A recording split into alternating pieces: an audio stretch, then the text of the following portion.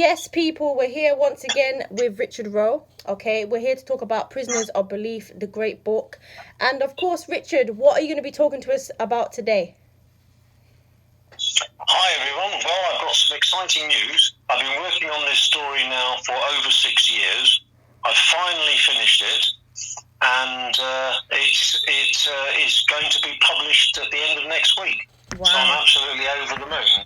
So yes, there's just to put a bit of background, I'm an English person, lived here all my life. Coming up to retirement, I found I had some spare time, kids are grown up, etc. So I wanted to help people in the community. I joined in 2016. I joined the Coventry Refugee and Migrant Centre, and found that my experiences were very limited in helping people with these problems I'd never really faced. Yeah. So I've had a lot to learn, and it was the basis of writing the book. The story is based in Coventry, and there's a main launch event, which is the 1st of October at the Central Methodist Hall in Coventry, just by the Wave. Yeah. So it'll be multinational. There are people from eight different countries, and they'll have food, dancing, music, costumes, national ornaments, all sorts of stuff. And then I've got the downstairs hall all to myself. It'll be live on Instagram. And I shall be interviewed, questions and answers, questions from the public. So yeah, it should be an exciting day. And added to that, I've got a website which is just on the edge. It will be completed by the time you hear this on the 24th of October. Wow. And the website is www.prisonersofbeliefs.co.uk. And if you click on there, you can follow us on Instagram, Twitter, Facebook, and LinkedIn. So it can certainly be visible. It's being backed by Coventry Refugee Centre, Methodist Hall, and also a Somalian charity. Yeah. Some of the funding will be going into that. And I've taken forward orders, so I'm really happy. Yeah. So yeah, everything's chugging along pretty well. Wow. I'm so happy that after all this time of talking and having these discussions about the book, it's actually coming to... I know. It's coming to actual light, and we can see where it's going to now. But one thing I did want to ask you is, on the website, you've got like 4 different questions, such as, where have your beliefs come from? Are they relevant to your life you lead? Are they damaging others? Are they enhancing or diminishing your future? And I wanted to know, because the last one I feel like is very important when it says, are they enhancing or diminishing your future? What made you ask that question? Because we have our beliefs. We grow up in one community. Yeah. We may move communities, but basically most of your beliefs will be given to you by the community you were brought up in. Yeah. And if you then look at human history, we hand these customs and cultures and belief systems down through the generations. And one of the causes of eternal conflict is where different belief systems clash.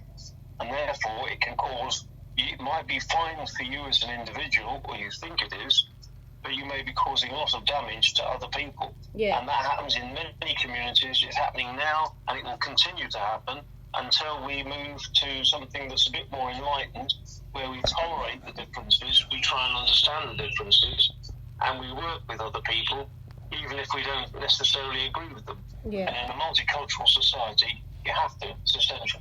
Yeah, I hear that, definitely. So, as people know, each week or each time you've come onto the show, you've had a different topic about the book. So what are you going to bring forward today to discuss with the public? Okay, well, there are 2 extracts from the story. Yeah. They're quite short.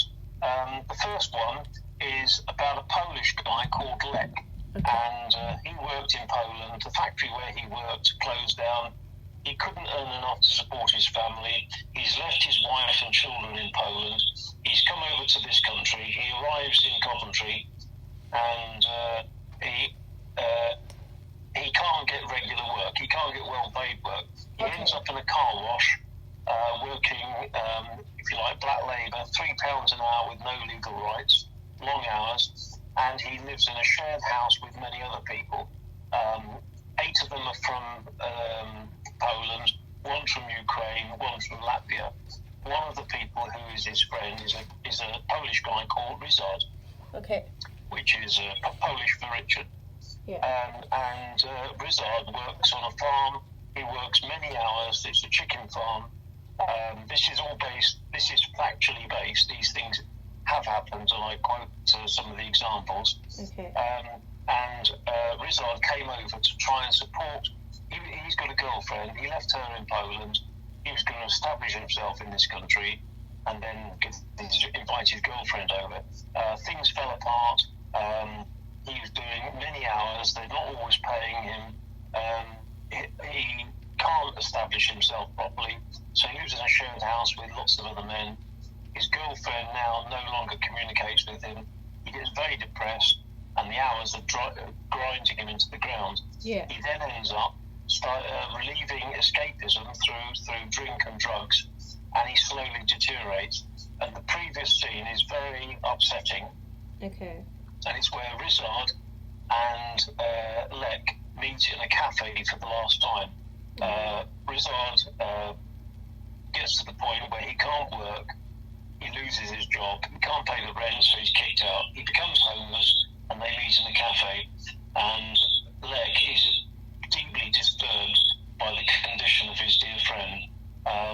And that's the end of the last scene. This one is where he phones his wife, and although he's got lots of troubles, he doesn't talk about them to his wife because he thinks he's protecting her. Okay. So this one is called Lek Phones Home. Hi Carolina, how are you? I'm good. How are you? Fine. How's Julieta and Zenon? They're fine. Zenon starts school next week. He's so excited, but I do not have enough money for the school uniform. Can you send me a bit more this week? They both know this is a problem, but Lek does not want to disappoint. I will try. How much do you need? About £100.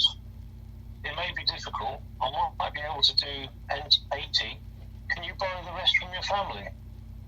I've already done that, and you haven't paid your uncle back for the money you borrowed to go to England.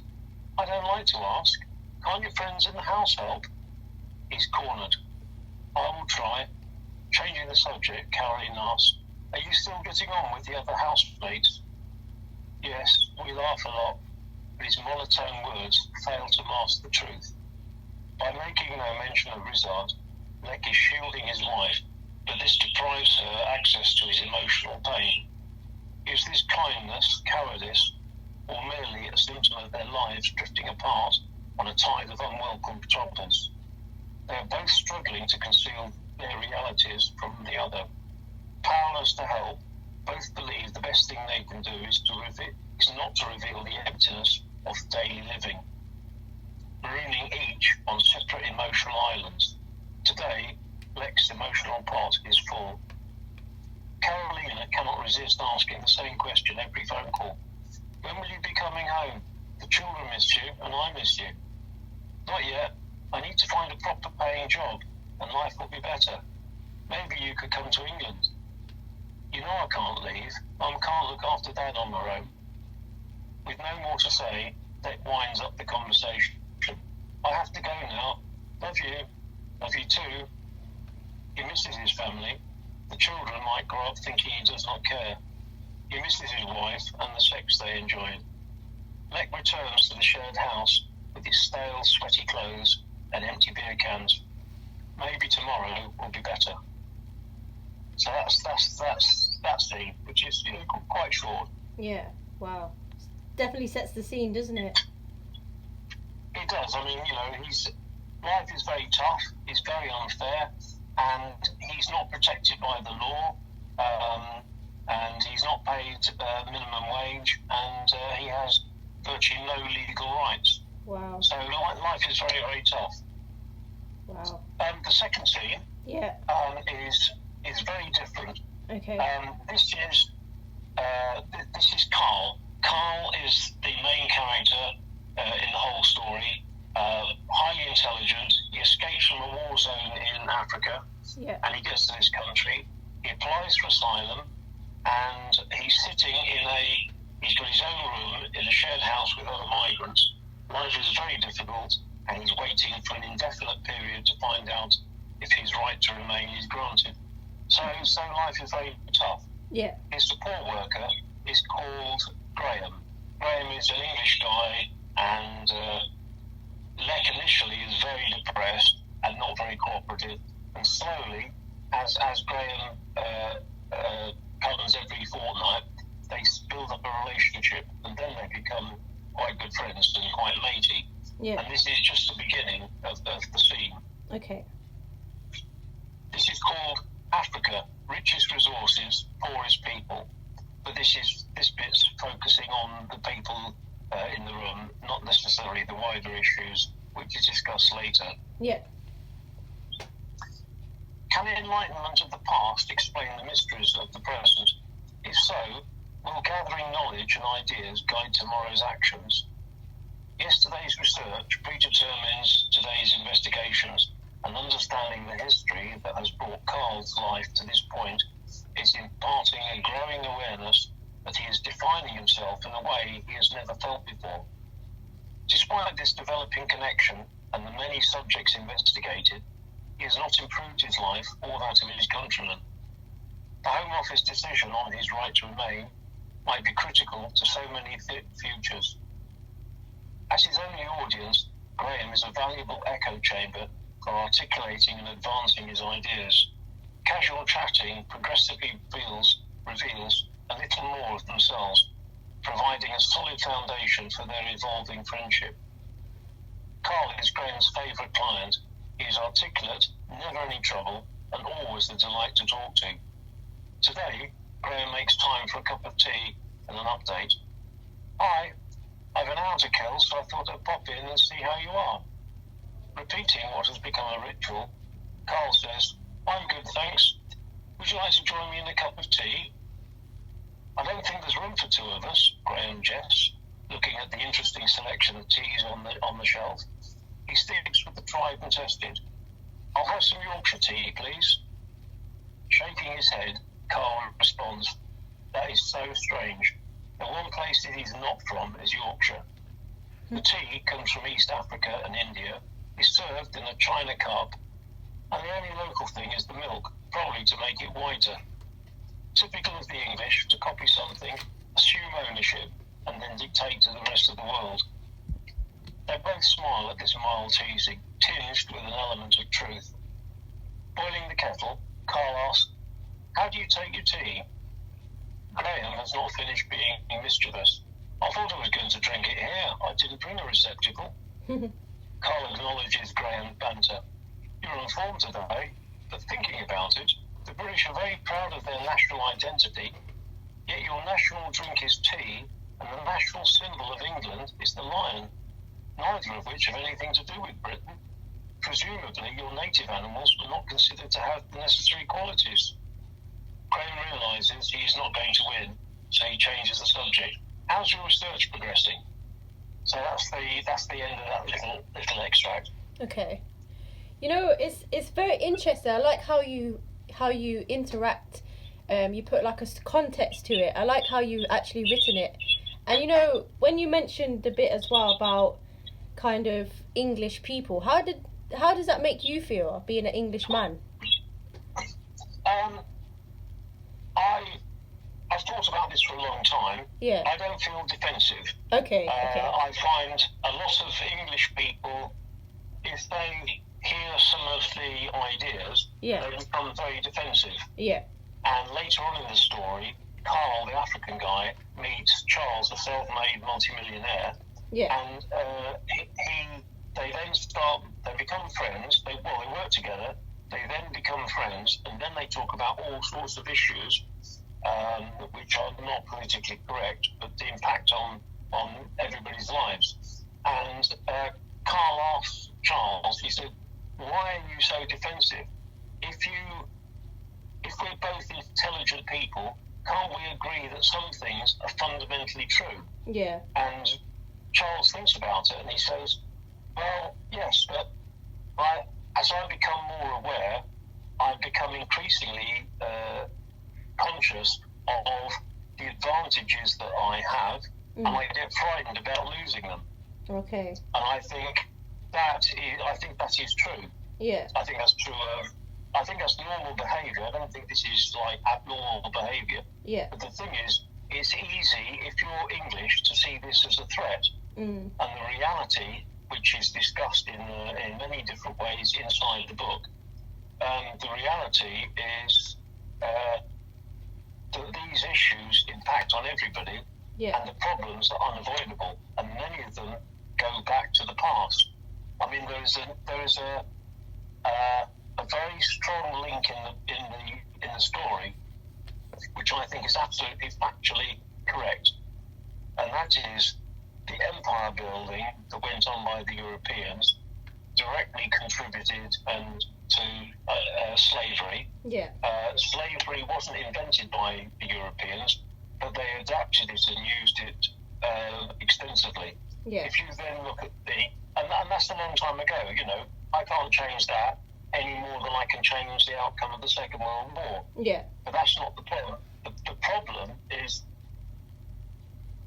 to what extent are these structures that were set up, both economic and political and social, impact on today's lives? And the reality is we have more economic slaves today than at any time in history. Yeah. And if you look at the amount of consumption that there is, we still have the same habits that we developed a couple of hundred years ago, where the West are consuming far more than is good for the planet. Yeah. And it's, in addition to that, it's also against the moral values we say we have.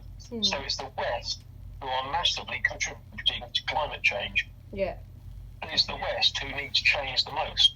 And that's why they find it a challenge. The reality is, if you want to change the system, you then have to then get people who control the system to act differently. And that's one of the intentions of the book. Another intention is, by putting things on a factual basis, it's much more difficult just to disagree. Yeah. Because what's the foundation for disagreeing? And therefore, I think if you take migrants from anywhere, and it doesn't matter whether come to this country, or they're going to other countries, or British people have gone to other countries, we have to change our social habits drastically. Yeah. And if we don't do it voluntarily, we won't control the changes, and they will happen when things break down. And at that point, life gets much worse. And you can see that every day on the news, and the climate change issue. I wrote about climate change inside the story 3 years ago plus. Wow. You look at it these days, you can't get away from it. Yeah. And the reality is, we have to change drastically, and that's the message that the British locals have to understand and believe. And we either do it, as I say, we either adapt with the changes and do it voluntarily, and it's not just a question of us making a change. Yeah. We need to work with many people, many of whom are not in this country. Yeah. You know, national borders are the way tribes have evolved into countries, but the countries are actually very poor at dealing with issues that impact on the whole world. Yeah. So COVID is a good example. Economic inequality is a good example. Climate change is an example. And these, if you're honest, you have to, you know, it's the same truth, whoever you are. And that's the essence of the whole point of prisoners of beliefs. Yeah. If we stick with the old beliefs, they are the things that have caused the problems we have today, and life is not sustainable. Yeah. And it's not just us. We're killing lots of plants and other creatures which were here, in some cases, hundreds of millions of years before us. Yeah. I mean, we are being extremely selfish and very ignorant, and that's what needs to be tackled. And I'll say that quite explicitly, say on the launch day. Yeah. Some people will disagree, and that's absolutely fine. That's their entitlement. Yeah. But you know, you don't. They can say, "I disagree." Well, firstly, I would ask them, on what basis do you disagree? Yeah. As soon as they disagree, they'll be quoting their belief system, whether they understand that or not. Yeah. And the other thing is, they will have to make changes, and if they ignore them, they will suffer the consequences. And there's no, they don't deserve sympathy if they ignore all the evidence. And what I'm doing is trying to put a platform of evidence there that most people can agree with most of it. Yeah. They don't have to agree with all of it. That's their choice. But they are then responsible for their beliefs and their actions. Yeah, definitely. So, you mentioned earlier about people being defensive. Are you prepared for that defence? Absolutely. I mean, Okay. as far as that, you can never tell until you're faced with it. But Yeah. no, I'm perfectly prepared for that. Okay. Because one of the things that Carl, the African guy, he works out lots of things which are actually correct. Yeah. But one of the things he doesn't know, unless he talks to his support worker Graham or other people, he doesn't know how much hostility there will be to the ideas. Whether he's right or wrong will not necessarily determine how people react. And it's their thinking processes that need to be tackled. Yeah. That's why if you look at a lot of books, there's some brilliant writers who've written stories about injustice, social inequality, racism, all sorts of things. Yeah. They tend to be, and they're really good. I've read some of them. They're really good writers. But what they tend to be is, say, a non-white person talking about racism. Yeah. And that's completely understandable. Yeah. But I've not tackled it from that point of view. The way I've tried to approach it is to say, okay, so some people, we would classify them now as racist. Yeah. But why are they racist? And the book goes into why people are like that. Okay. And a lot of it is because it's belief systems handed down through the generations. Yeah. And a lot of it is because it's in their self-interest. Yeah. If you go to Asda, Aldi, Tesco's or whatever, you can buy stuff off the shelf, and whether it's fruit or whether it's other food or clothes or whatever, and it's very easy. You get minimum wage, you pay say £10 an hour. You go to Asda or Aldi, wherever, and you can take things off the shelf. Yeah. And you think, well, I'm not well off, but I can get by. Yeah. If you take things off the shelf and it is of no inconvenience to you as an individual, that's because somewhere in the supply chain somebody is suffering to produce that. And if you get people, hundreds of millions working on $2 a day and less in some cases, that is the exploitation. So when you buy something and then throw it away, you think, well, it didn't matter, it doesn't impact on my life.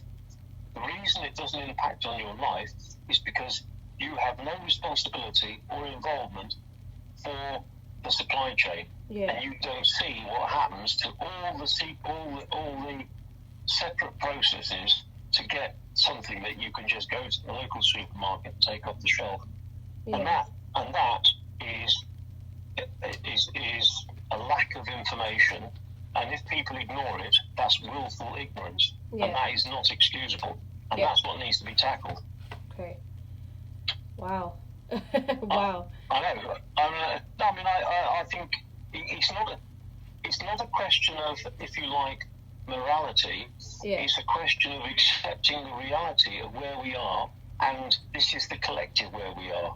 Yeah. None of us are responsible for things that happened before we were born, but we need to be responsible for our actions now, that we're not perpetuating these things, and in many cases that's exactly what we're doing. Yeah, I hear that, definitely. So what would you like the listeners to take away from these particular extracts from what you've said so far? What would you like them to take away?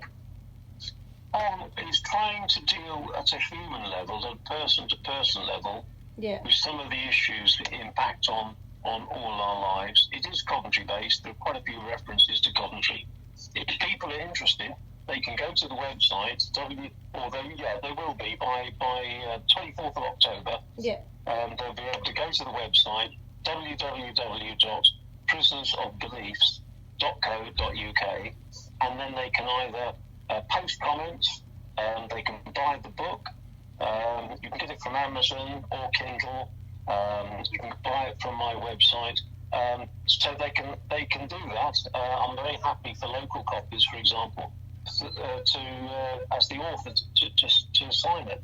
If they come along to the Central Methodist Hall in the centre of Coventry, they can meet me, they can have a chat, and they can express their opinions. I'm very happy to listen because, it's taken me over 6 years of meeting people for them to educate me. Yeah. And I now think differently because of that. Yeah. Wow. What an education. And once again, when is your book launch so people can go and check that out? Okay, it's on the 1st of October. So, 1st of October at 11:30 at the Central Methodist Hall. And the event is a multicultural event, so there's lots of other things to look at as well. Yeah. And that goes on till 5 o'clock on Saturday. Okay. So, it should be exciting. Wow, definitely. It sounds like a great event. And do you have a flyer at all that we can post on our social media pages? Yeah, absolutely. Do you want to send me an email or a text, and then I can then hand deliver a poster and some flyers? Sure, that's no problem. And also email them. Sure, that'd be great. That's no problem at all. I'll do that as soon as possible. Okay, excellent. Thank you very much indeed. Anytime, absolutely welcome. So we'll speak again soon. Okay, cheers. Bye-bye. Bye.